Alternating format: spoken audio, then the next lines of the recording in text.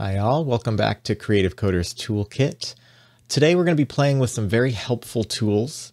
For the record, I am not enough of a mathematician to understand what exactly is going on inside of this logic, but we can at least build the pieces and use them to test out some filters and get a visual representation of what specifically they are doing.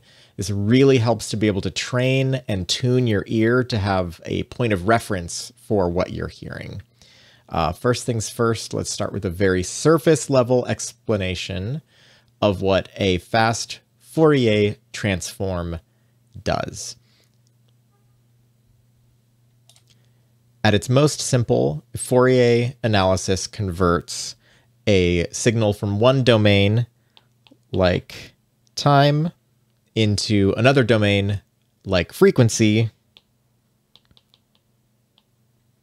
and then back again.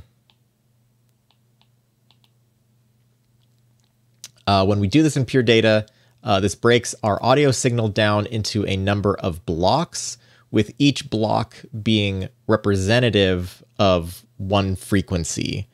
So the more of these blocks we have, the more frequencies we're able to observe and manipulate. This is especially important for lower frequencies because audio follows an exponential pattern. Every octave is a doubling of the pitch. So for example, if you think about the A above middle C, which is 440 hertz, this is what we consider to be our pitch center. This is what we tune pianos to and, orchestras, and this has become the standard of just Western music everywhere.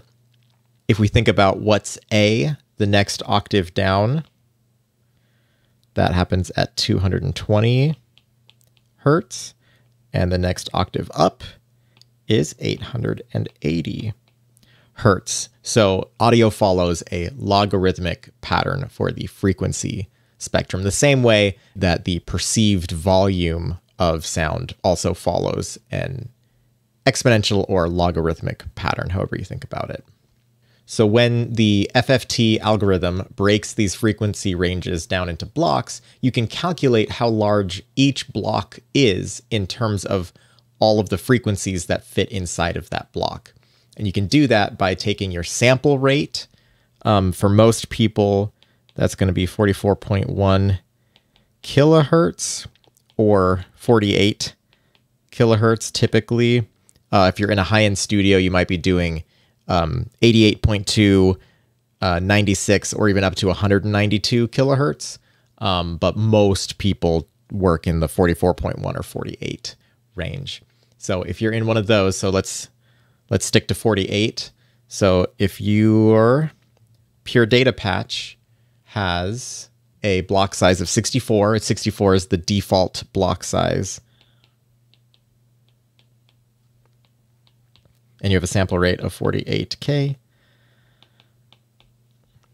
it's just 48,000 divided by 64, and that gives you about 750 hertz per block. So that's what you're able to visualize or manipulate per block. Now, unfortunately, that is pretty bad for the lower range of frequencies.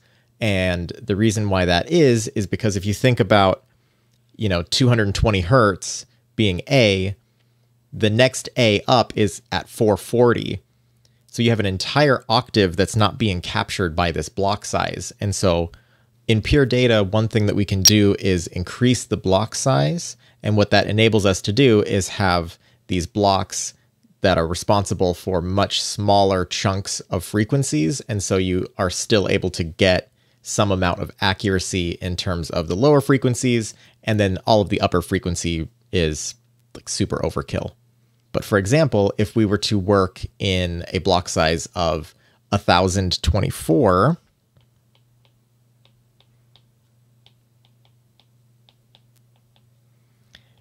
that would mean that every block is responsible for about 47 hertz.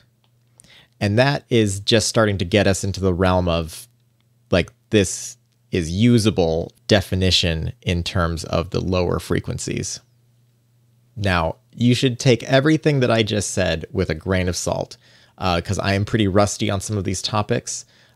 Please, in the comments, correct and direct us all to some helpful articles if something I said can be corrected or clarified or added to. For our purposes today, we don't need a super thorough understanding, which is one of my favorite things about creative coding. We're here to make cool stuff, and sometimes knowing extra math or knowing extra physics or knowing extra coding helps you to make some cool stuff, and other times you just kind of import the library, smile, and nod. Moving on, let's go ahead and build our spectrogram object. This is basically a simplification and abstraction built from a patch that was uploaded to a Pure Data forum website 13 years ago. If you want to check out the source, it's in the description below. Otherwise, we're just going to be building a fully working one in this video today. First, let's build this as a regular sketch, and then once it's working properly, we can convert it to a graph on parent abstraction. I'm going to start building it now, and I'll try to explain what I'm doing as best I can, but we're pretty solidly in the realm of some deep magic with this one. You're meddling with powers you cannot possibly comprehend. So we're going to start with a subpatch to hold all of the brains of the calculation.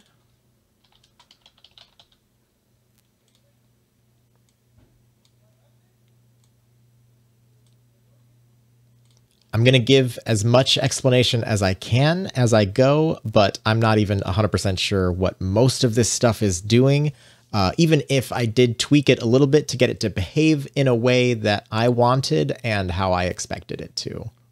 First things first, let's declare a new block size of 1024. And an overlap of 4. I don't know if the overlap value is necessary or not, and the documentation doesn't really define what the overlap does. I'm not really sure what it's useful for in this scenario. Now, let's build the linear analysis of our audio signal. And this heavily favors the higher frequencies just because of the way that audio frequency is a logarithmic scale. But once we get the linear logic built and then the logarithmic logic built, I'll be able to show you the difference between them. Okay, for now, just go ahead and follow along, and I'll try to explain what I can as I go. So we've got our audio inlet, throwing a high-pass filter of 5 Hertz just to filter out some DC offset. Here is our FFT object. A pair of multiplications.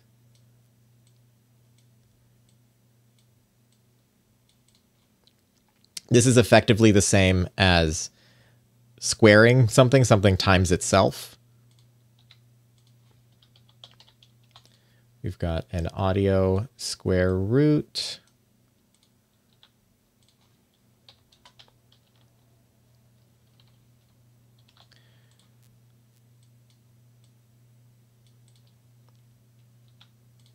RMS to dB object. This just translates the RMS volume information into decibel volume information, or amplitude, if you will. This sets the maximum that value can be at 20. Then we're subtracting it by 20.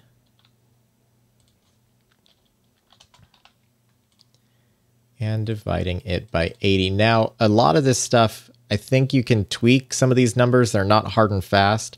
I've just found these to work pretty well, so that's what I'm going with. And a lot of this is kind of how I found it in the examples that are down in the comments section.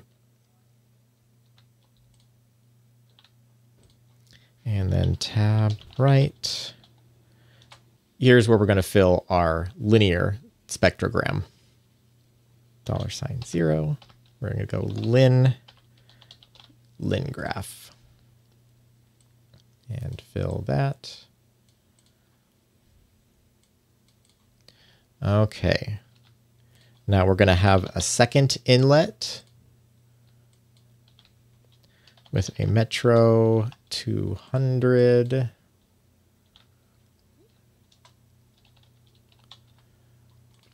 And then ascend with our toggle on. This inlet is just the, it's going to be a toggle object inlet that turns this Metro on and off.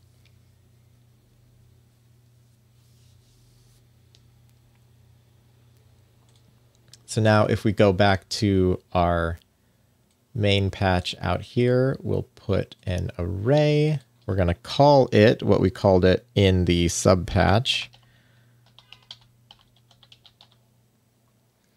It is going to have, we are going to save contents. It's going to have a size of 512, and it's going to be a polygon. And then we're going to go back to properties.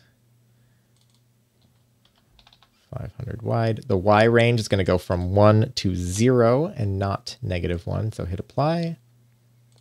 That's great. So now, if we test this with just a white noise generator here, and then a toggle to toggle it on and off. Make sure you turn on DSP for pure data and this. Oh, I know what I didn't do. I did not receive the tog on send. And there we go. We've got a linear spectrogram that is showing us this white noise, which are fully random numbers at equal power going to every single frequency range. Now let's build the logarithmic logic. So what we end up doing is sending new information through our linear graph to get our logarithmic graph. So we're going with sig2. We have a data rate bang object. Now this is where, unfortunately, we run into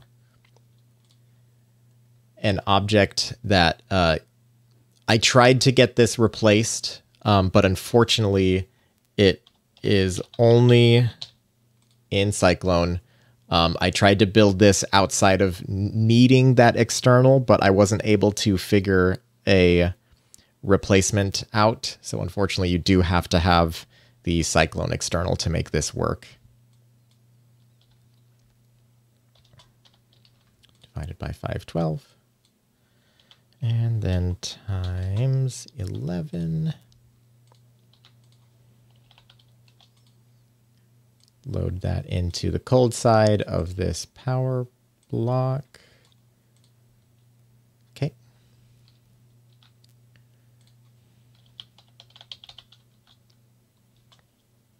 And now we're sending it through our linear graph.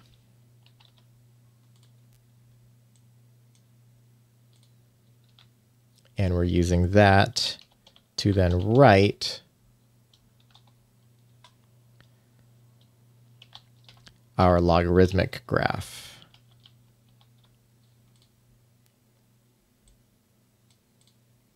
And this also receives that on toggle. Close that out. And now we'll put another array.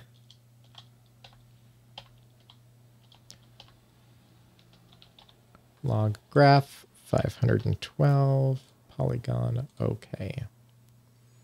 Let's turn that off.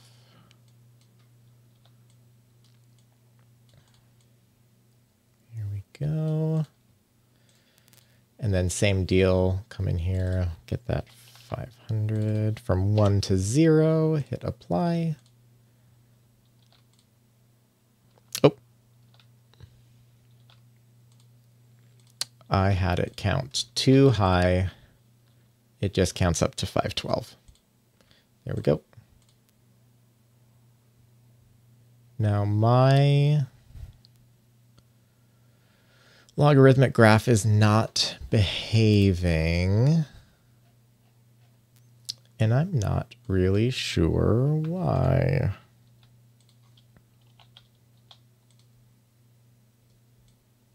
Oh, because I missed. Next, I'm going to send a pure sine wave through each of these graphs so that we can clean up the end. Because we have a sample rate of 48K, they actually kind of go from 20 hertz to about 24,000 hertz. And so we only need it all the way to 20,000, so you can clean off the ends. So we'll get that over there. We'll grab an OSC sine wave object, and then we will put a H slider here. And this is going to go from 20 hertz to 20,000. Apply. So now 20 hertz, 20,000 hertz. And so here you can see where 20,000 is stopping on these graphs. And so if you look at the properties here, we can bump this down to, let's try 430 on this one. That got us pretty close. 425, too far. 428, that's pretty good. And then that goes 0 to 427. Okay, that looks great. And we'll do something very similar for this guy. Let's try 440. Oh, not nearly enough. 420. 410. Almost. 408. Too far. 409. That looks great. Apply. So now we go from 0 to 408 and 1 to 0. Okay. So now you can see, let me drop a number block here so you can see kind of where we're at. If we cycle through this, we're at 20 here. And then we end up, let's say, at 10K. In the linear graph, we're pretty much right smack dab in the middle. In the logarithmic graph, we're way over here already. And that's because of the logarithmic pattern of audio frequencies. On the bottom one, somewhere near the middle is going to be about 1,000 hertz. Okay, and now is a pretty good time to explain the difference between linear and logarithmic. When I scroll through all of the frequencies from 20 hertz to 20 kilohertz, the linear graph flies through the lower frequencies much quicker. And even if you look what the actual number field is doing here, I don't have to go very far and I'm already, out of the lower frequencies into, mid, high mid, and then really high, ear piercing frequencies. By about the time you get to 10K, you're in very high pitch frequency range. And this is because the frequency spectrum follows a logarithmic pattern. In pure data, we can look at 3 ways to control the frequency in a logarithmic pattern. We'll use octaves, we can use MIDI, and then the slider also has a built-in logarithmic function. Let's start with octaves. To calculate octave values, we'll take a look at the frequency formula here. So we've got F equals 440 being our pitch center times 2 to the X, where F is frequency and x is the octave above 440. And then in order to solve for x, you start by just doing some basic algebra. You can divide both sides by 440. You end up with 2 to the x equals f over 440. And then to solve for x, you take the log of both sides. So what you end up with is x times log of 2 equals the log of f over 440, and then x equals log of f over 440 over log of 2. And in this scenario, the base doesn't matter. You could do natural log, you could do log base 10. Doesn't really matter for this right now. You just have to get the x out of the exponent. Now let's build this formula in pure data so that we can get our x values, and that'll let us know what octaves we can sweep between from 20 hertz to 20K. We can turn this off. So we have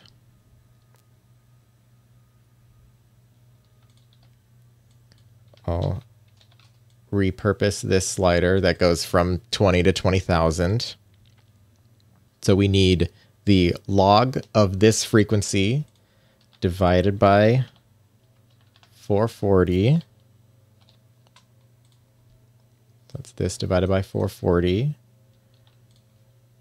And the log of that. And then we also need the log of 2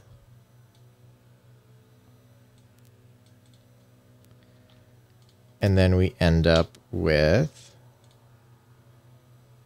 this being divided by that, and that gets us our octave values. So if we start at 20,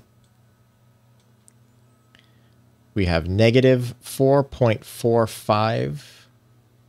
So negative, we'll do 4.45 because we want to be closer to 0 so that we're not going below 20 hertz.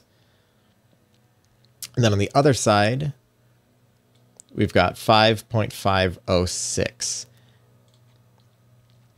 So that gives us our octave range.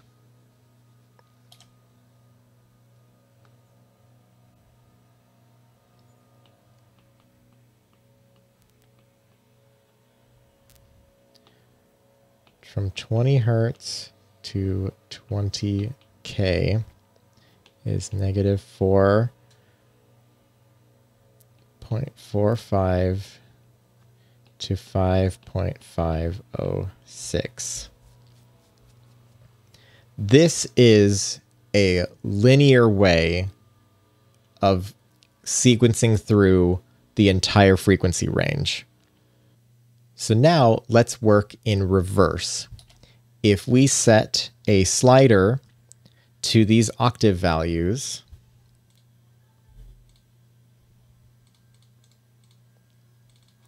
negative 4.45 and 5.506, and apply, we'll have to send it through another formula to get our frequency values.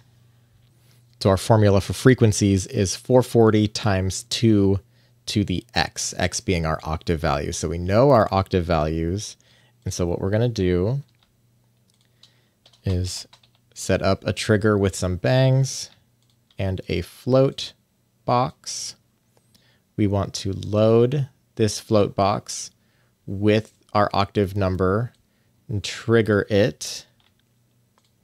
No, we actually want this to trigger, oops. We want to fill that box. We also want that triggered first. And then we're going to send 2 through a POW box to to this power, multiply the whole thing by 440, and that is going to get us back our frequency information from 20, about 20, all the way to 20,000, or just shy of it. It's good to be inside of those bounds. These you could build out as abstractions. You could go frequency to octave, octave to frequency. Just something that's helpful you could throw into another sketch somewhere else. So that's how to set up using octave information to have a linear way of scrolling through what is a logarithmic set of numbers. The second method for doing this is by using MIDI. For MIDI, we can set up a default H slider and an F2M object that's frequency to MIDI. There's also an M to F, which is MIDI to frequency. We can put an H slider here. By default, H sliders go from 0 to 127, which is your kind of default MIDI range. But we'll see if that is good enough to get us from 20 hertz all the way to 20,000. So we'll put a number box under here. And 0, negative 1500. And let's see what 127 is 47. I did this wrong. What we want is a frequency spectrum. So we want to go from 20 to 20,000. Hit apply. Okay, so 20 hertz is MIDI value 15.4, so we can go 16 instead to be a little higher than 20. And then on the other end, we're looking at 135.076. So what that means is that if we put a new H slider and have it go from 16 to 135, and then send it through an M to F object, so MIDI to frequency, and a number box.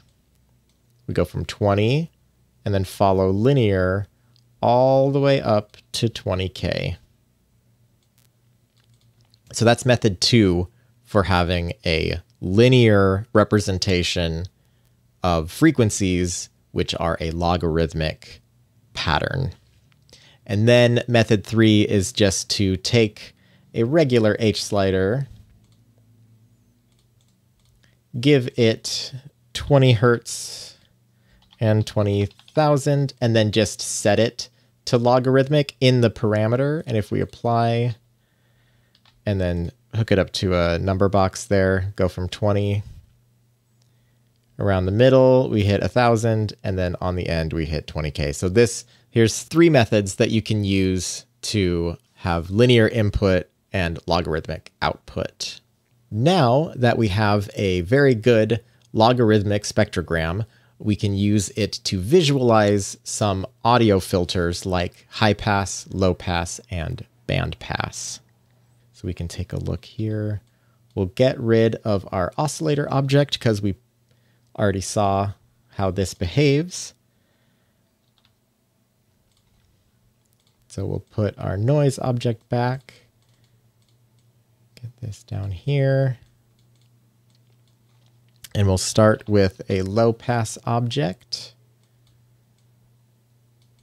Send it a frequency, send it our white noise, and then to our brains. Whoop. Okay. So a low pass does exactly what it sounds like. It lets the low frequencies pass through, and it attenuates the high ones. And so here you can see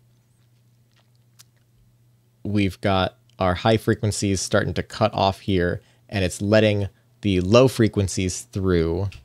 And if we adjust this down even further, it really cuts all of the high frequency information from coming through. And the reverse will also work if we swap this out for a hip or high pass, noise in, frequency in to there.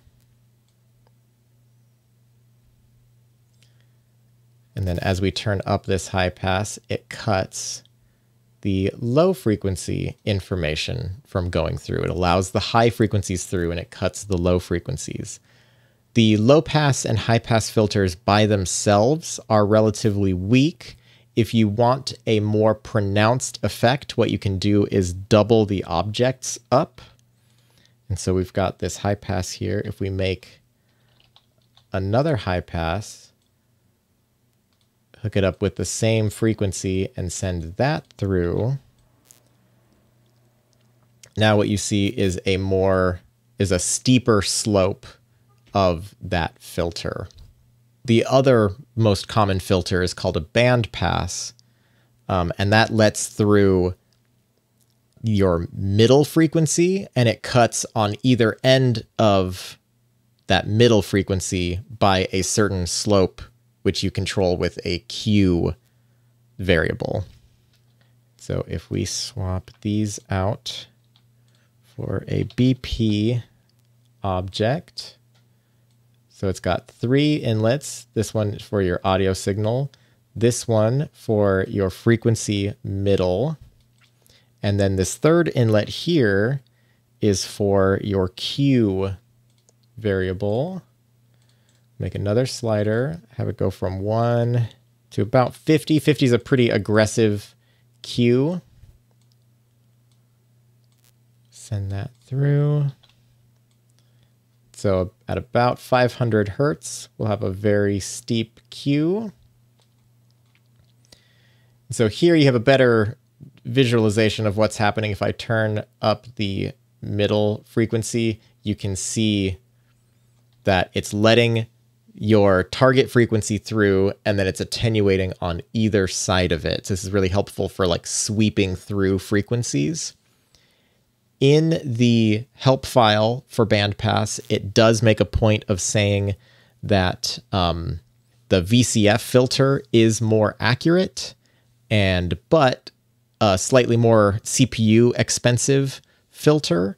The main limitation of the bandpass filter is that it doesn't let you get a very high target frequency.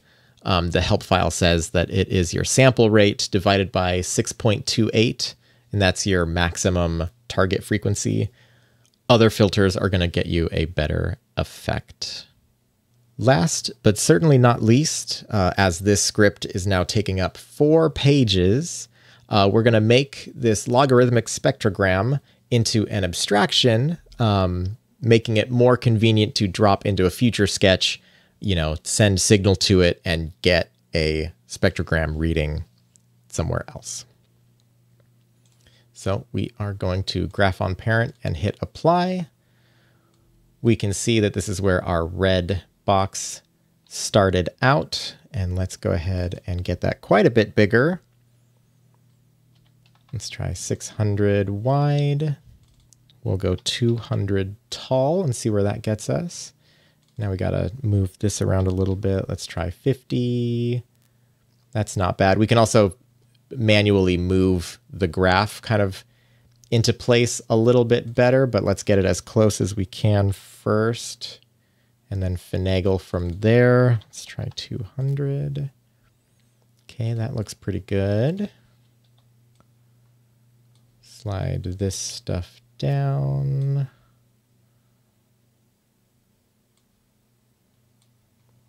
Ooh, hello. Okay, so here is our graph. We're going to go ahead and shrink this down a smidge just to get this to fit in place a little better. Let's go a little taller because I have an idea that I want to do. So we're going to wipe these out, and I'm going to bring back my sine wave oscillator, because what I want to do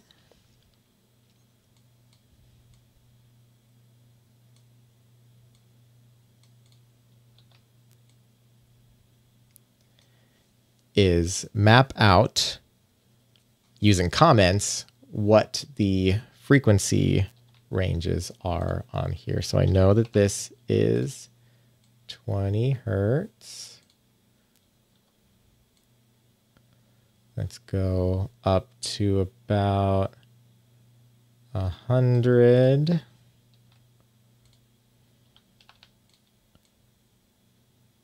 Right about there.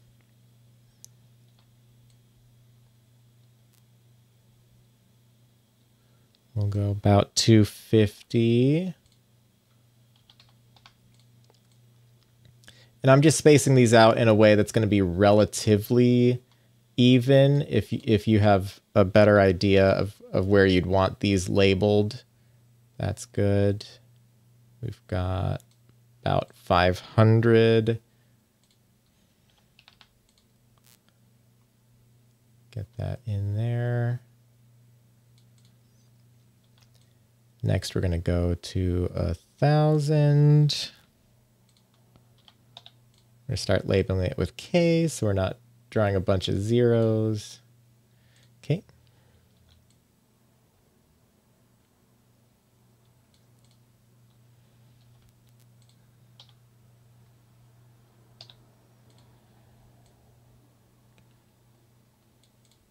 About there.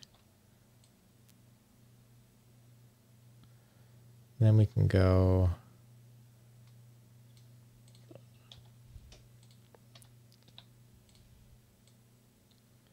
about 5K.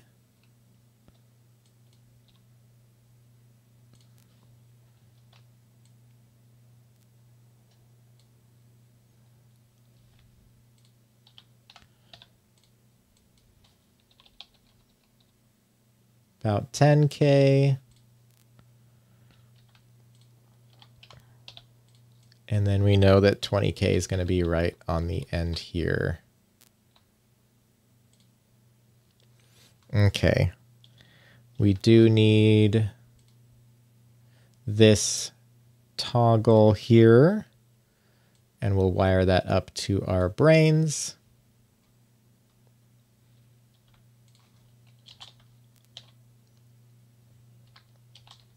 That's going to be our on-off switch. We'll label that right there. And then we also want to make sure that we have an inlet.